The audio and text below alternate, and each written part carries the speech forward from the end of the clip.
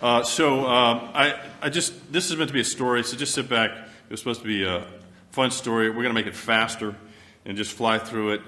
Also, you'll see there, I put together some questions. I didn't expect anybody to answer them. You can yell out if you want to, but you don't feel compelled to. We're going to answer them anyway, fly through it. So, as Ted said, disclosures, not conflicts. So, quickly, 79-year-old turned 80 by the time of her surgery, female, critical AS, has the disease, 6.9% STS, has a mechanical valve, a little reminiscent of Basilis's case. Mechanical valve, 1992, a Hall single tilting disc valve, easy for Dr. Reardon to say, half frail, good for anesthesia, moderate sedation, all the criteria, right bundle, at risk for a pacemaker, 4.5, 45.7.4, has the disease, has some AI, and has this size, 70 perimeter, 372 area, has good coronary heights, has normal coronaries, has good access. So standard case for everybody presented. You've seen all this stuff. So here's a 79-year-old, severe AS, progressive symptoms, prior mitral valve replacement, single tilting disc valve with a Hall Medtronic valve. I will tell you, although the Monday morning quarterbacking always good, I'll tell you a lot of conversation went into this with the team that really worked on it. I'm trying to present this in first case, but I'll tell you this was a team discussion. They decided, yes, we'll go after this, and they're concerned about the mitral valve, but we'll do a pre-TAVR BAV to get this right. And discussion, a lot of discussion, core valve, balloon expandable, decided on an S3. So there you have it, pre-deployment BAV, tilting disc valve, works after BAV. So terminate the case or proceed with TAVR. Anybody? Stop, go, go. Okay, valve deployment. We won't have a case if I don't keep going. Valve deployment, balloons up, this stops. Balloon, come on down. Hurry, hurry.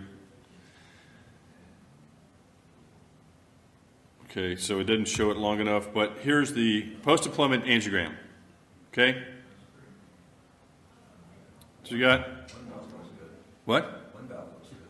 Which one? What's wrong with the other one? You don't see it moving. Every 2-3 beats. Every other beat? How's that work, Mike? How does it open every other beat?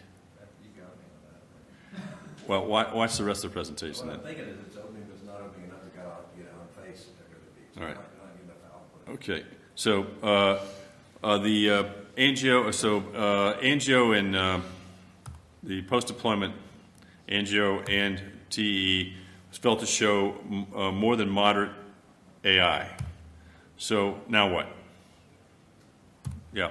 So decided to re-BAV it. Okay? More BAV. So trust me, the BAV went up. Here's a picture post-BAV. Now what? Not opening at all. Okay?